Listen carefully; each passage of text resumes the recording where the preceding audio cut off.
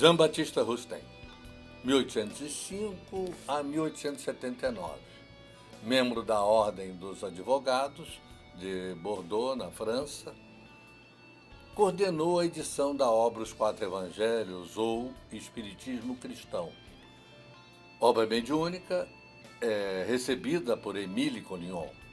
Rustem foi contemporâneo de Allan Kardec, com quem trocou correspondência e algumas delas foram publicadas na Revista Espírita.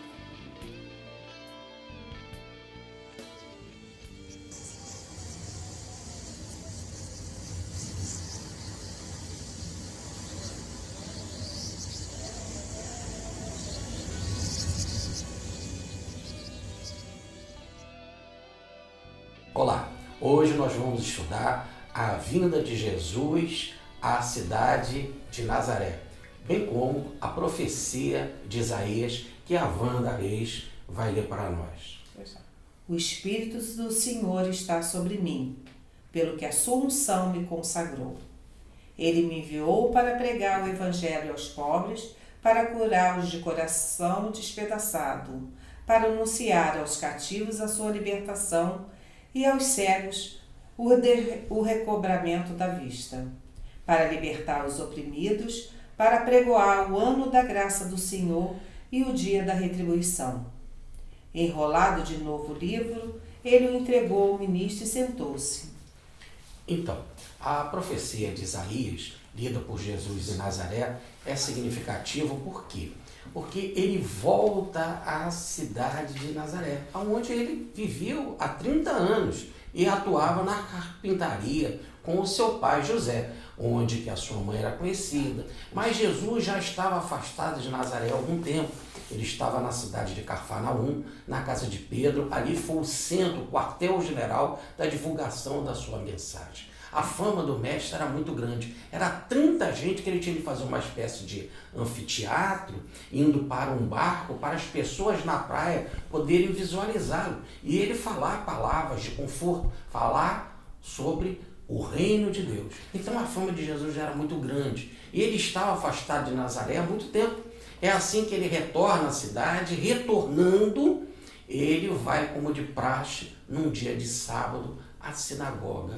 E lá ele é convidado para falar. O texto é aberto e depois do texto aberto, ele lê uma passagem de Isaías. E essa passagem é extremamente comovedora, confortante, porque ele apresenta a missão do Messias. Qual a missão? O que ele veio fazer aqui? Ele veio trazer o Evangelho. A palavra Evangelho quer dizer a boa nova. Aquilo tudo do olho por olho, dente por dente, da vingança, etc. Jesus vai colocar uma nova roupagem. Ouviste que foi dito, eu porém vos digo. E a mensagem vai dar amor, perdão. É tão forte isso Jesus, que é uma passagem do Evangelho em que ele fala assim, e ele tomado de compaixão pela multidão, mais ainda. E ele não só tomado de compaixão, vendo que eles eram uma espécie de rebanho sem pastor, ovelhas sem pastor, quer dizer, sem consolo, pessoas sofridas, angustiadas, ele faz mais do que só ter compaixão. Há uma outra palavra que está no Evangelho de Lucas, em que ele diz assim, e ele acolhendo a multidão, um profundo carinho, um profundo respeito para com ela. Porque como diz Paulo de Tarso, ele é o nosso pai adotivo. Ele nos adotou, como fala Paulo na carta aos Efésios. Então a sua mensagem é toda assim mesmo, se derramar em amor para as pessoas, trazer conforto, orientação, cuidado. O Evangelho chega a dizer que ele passou um dia com a multidão e no final ele despediu os apóstolos e ficou ali se despedindo dele. Aliás, é como fala Rustem, quem dá é quem deve agradecer. Então, para ele era uma alegria, essa era a sua missão. Então, ele estava quase que agradecendo as pessoas pela oportunidade de ser pai adotivo delas, porque é o amor em si. Esse é o amor em toda a sua extensão, sabe, Wanda? Jorge, por que as ações tão direcionadas aos pobres? O texto fala de Isaías, né, que ele veio pregar o evangelho aos pobres. A palavra pobre quer dizer mendigo, pendente. Há uma passagem nas bem-aventuranças que ele fala assim, bem-aventurado os pobres, ou mais. Bem-aventurado aqueles que estão pedindo, que estão mendigando. Mas mendigando o quê? Antes de tudo, consolo, conforto. Vinde a mim todos que se encontram aflitos e sobrecarregados. O aflito e sobrecarregado não é só o pobre, aquele que não tem nada, o indigente, aquele que passa fome. Mas às vezes tem muita gente que tem muito dinheiro e é um aflito, ele é um sobrecarregado. Né? Certa vez uma pessoa se aproximou de Chico Xavier e passou um bom tempo com ele, e o Chico Xavier disse assim, coitado, né? Ele é tão pobre que só tem dinheiro. Né? Por quê? Porque às vezes é na fartura que a pessoa sente um vazio no coração. Daí o perigo que nós temos, por exemplo, nas noites de Natal, onde tem muita festa, que tem muita comida, e a pessoa lá dentro está sem alimento. Não, às vezes não recebe um beijo, não recebe um amor, não recebe uma visita que realmente seja sincera, carinhosa. Então Jesus veio para trazer esse tipo de consolo. Bom, mas aí há muita coisa para falarmos sobre esse assunto e o Júlio vai continuar no nosso próximo bloco juntamente com o nosso Asa Moceral. Muita paz.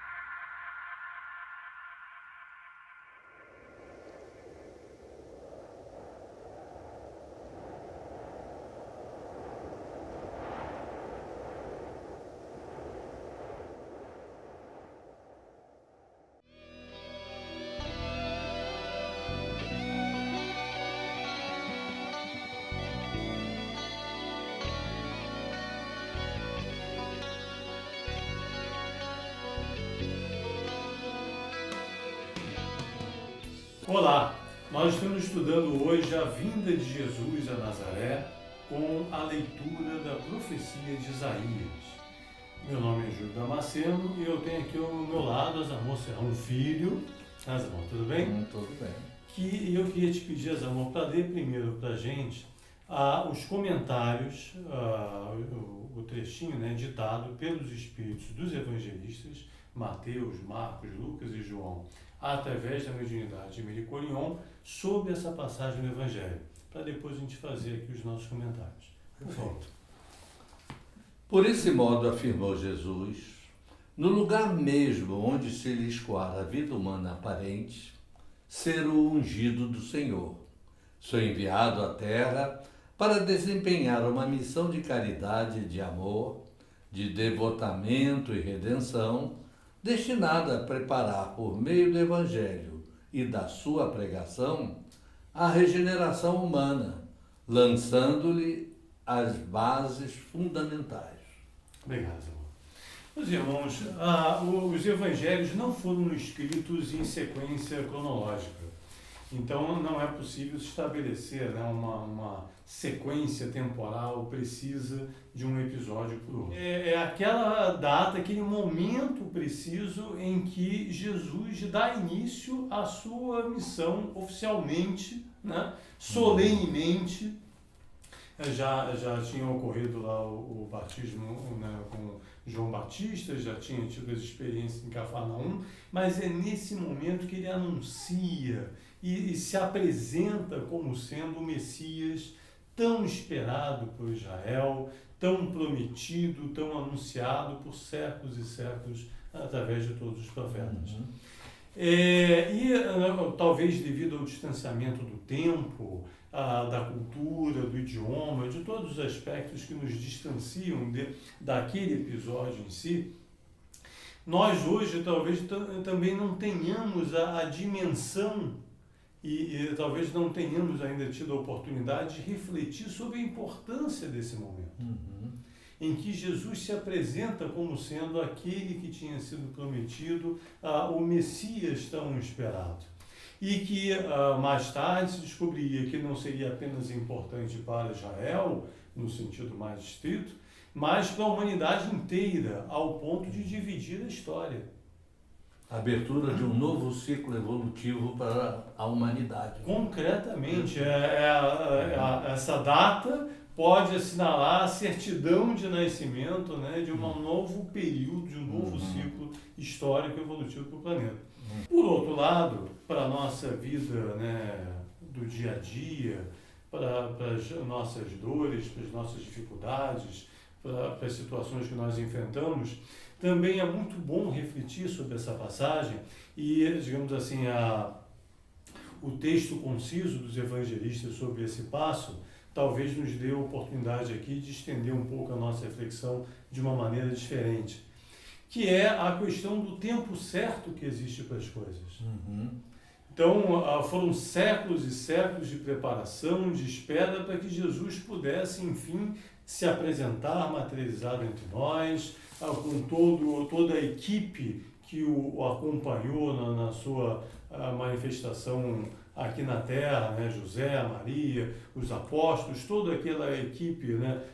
Zacarias, Isabel, João Batista, etc., para que todos encarnassem simultaneamente, para que Jesus se materializasse, para que todo aquele contexto histórico de Israel, de Roma, toda essa preparação, todo esse contexto foi preparado, longamente previsto, planejado e preparado. E na nossa vida pequena também, nas nossas coisas menores, nas coisas do dia a dia, também há um tempo certo para todas as coisas.